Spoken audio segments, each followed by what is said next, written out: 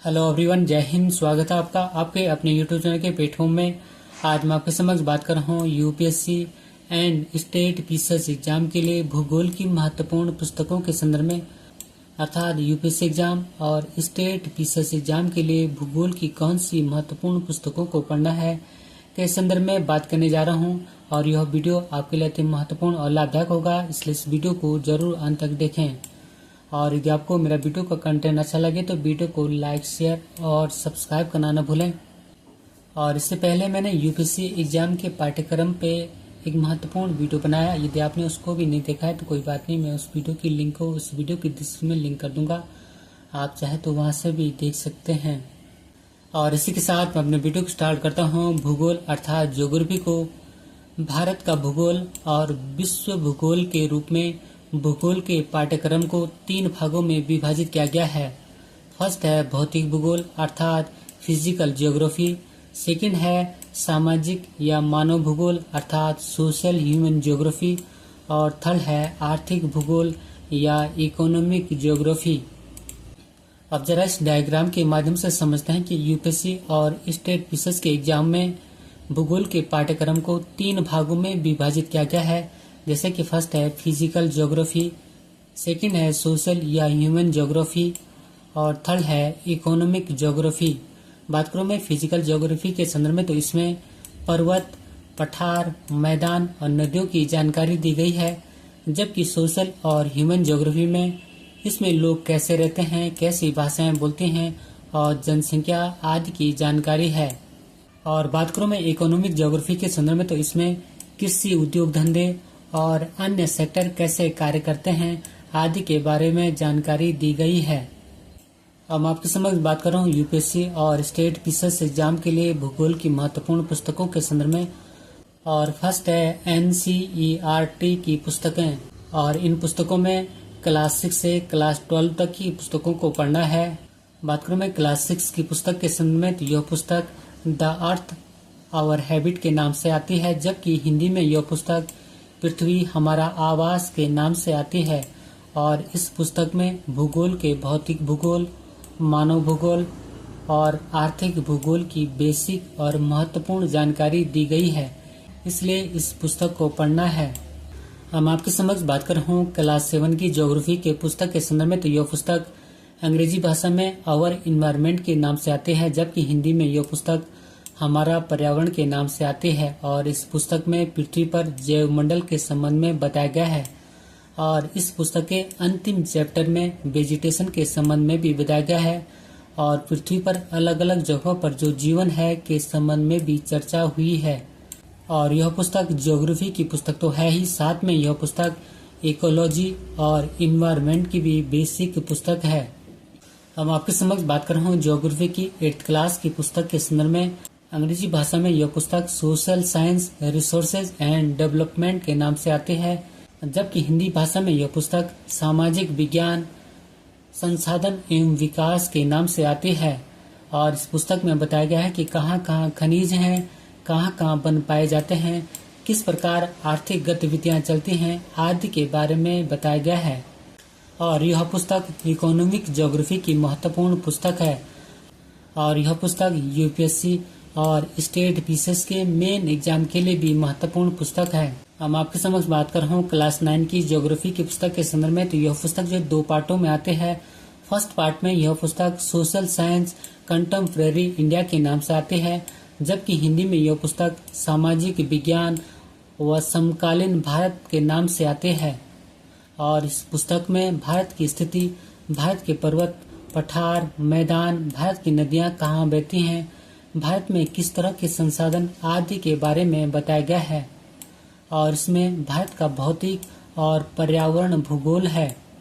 हम आपके समझ बात कर रहा हूँ क्लास 10 की ज्योग्राफी की पुस्तक के संदर्भ में तो यह पुस्तक सोशल साइंस कंटेम्प्रेरी इंडिया के नाम से आती है, जबकि हिंदी में यह पुस्तक सामाजिक विज्ञान समकालीन भारत के नाम से आती है। और इस पुस्तक में भारत के आर्थिक भूगोल के संबंध में बताया गया है। और यह पुस्तक यूपीएससी के प्री और स्टेट पीसीएस के प्री एग्जाम के साथ साथ मेन एग्जाम के लिए भी महत्वपूर्ण है।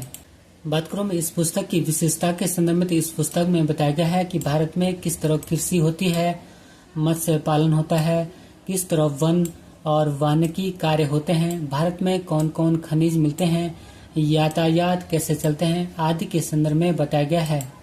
यदि भी बेसिक ज्ञान इस पुस्तक से पढ़ना है और इसी तरह की करंट जानकारी हमें न्यूज़पेपर आदि से पढ़ना है। हम आपके समक्ष बात कर रहा हूँ क्लास 11 के संदर्भ में, तो क्लास 11 में ज्योग्राफी की बुक जो है इंग्लिश में फंडामेंटल्स ऑफ फिजिकल ज्योग्राफी के नाम से आती है, जबकि हिंदी में यह पुस्तक जो है भौतिक भूगोल के मूल सिद्धांत के नाम से आती है। और यह पुस्तक क्लास 6 की पुस्तक का एडवांस है।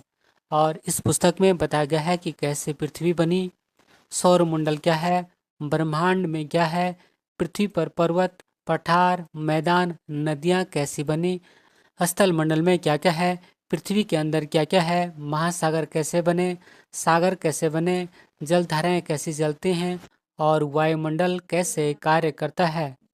और इस पुस्तक से तो कभी कभी टेबल से सीधे प्रश्न आते हैं और इस पुस्तक के अपेंडिक्स से भी कभी कभी प्रश्न आते हैं।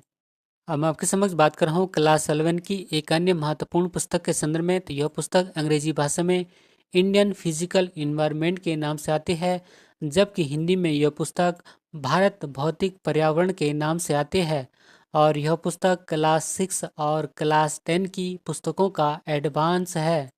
बात करूँ मैं क्लास 12 की ज्योग्राफी की पुस्तक के संदर्भ में, तो क्लास 12 में यह पुस्तक फंडामेंटल ऑफ ह्यूमन ज्योग्राफी के नाम से आती है।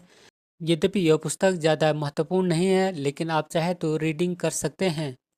हम आपके समक्ष बात कर रहा हूँ क्लास 12 की एनसीईआरटी की पुस्तक के संदर्भ में, तो क्लास 12 में यह पुस्तक इंडियन पीपुल एंड इकोनॉमी के नाम से आती है, जबकि हिंदी में यह पुस्तक भारत लोक और अर्थव्यवस्था के नाम से आती है। और इस पुस्तक में बताया गया है कि भारत में कृषि, उद्योग, तृतीय क्षेत्र में गतिविधियों जैसे कि जल संचार, यातायात, ऊर्जा आदि की जानकारियों के संबंध में बताया गया है। हम आपके समक्ष बात कर रहा हूँ भूगोल या ज्योग्राफी के सभी महत्वपूर्ण पुस्तकों के संदर्भ में, तो जैसे कि फर्स्ट है एनसीईआरटी और इसके संदर्भ में हमने बात कर दी है। और नेक्स्ट है एटलस, और एटलस में आप चाहे तो स्कूल एटलस या ऑक्सफोर्ड एटलस कोई भी एक ले सकते हैं। और इसका लेने का मुख्य कारण है कि एटलस भारत का भूगोल तथा विश्व का भूगोल के साथ साथ भारत का इतिहास, विश्व का इतिहास, अंतर्राष्ट्रीय संबंध और करंट के लिए महत्वपूर्ण है। हम आपके समक्ष बात कर रहा हूँ मैप के संदर्भ में, तो मैप में आपके पास पॉलिटिकल मैप में इंडिया का पॉलिटिकल मैप और वर्ल्ड का पॉलिटिकल मैप होना चाहिए। और साथ ही आपके पास फिजिकल मैप भी होना चाहिए, और फिजिकल मैप में इंडिया का और वर्ल्ड दोनों का फिजिकल मैप होना चाहिए। और इसके अतिरिक्त मैप में आपके पास अपने राज्य का पॉलिटिकल मैप और फिजिकल मैप दोनों होने चाहिए। और नेक्स्ट है कि आपके पास पुराने 5 सालों के प्रश्न पत्र होने चाहिए। और नेक्स्ट है कि यूपीएससी और स्टेट पीसीएस ज्योग्राफी का आपके पास कंप्लीट सिलेबस होना चाहिए। और नेक्स्ट है कि आपके पास कट एंड ड्रॉ होना चाहिए, और इसमें आउटलाइन मैप, पॉलिटिकल मैप और फिजिकल मैप होते हैं।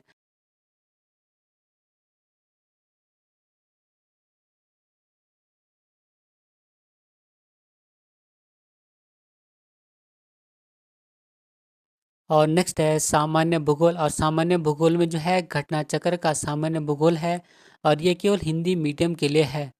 और नेक्स्ट महत्वपूर्ण बुक है महेश कुमार बर्णवाल की, और यह बुक है हिंदी मीडियम के लिए। बात करूँ मैं हिंदी मीडियम के संदर्भ में, तो हिंदी मीडियम के लिए महत्वपूर्ण बुक है महेश कुमार बर्णवाल साहब की। और दोस्तों मैंने यह वीडियो जो है बहुत मेहनत से बनाई है। यदि आपको मेरा वीडियो का कंटेंट और मेरी मेहनत पसंद आए तो वीडियो को लाइक, शेयर और सब्सक्राइब करना न भूलना। मिलते हैं जल्दी नेक्स्ट वीडियो में। Thank you for watching. God bless you. जय हिंद।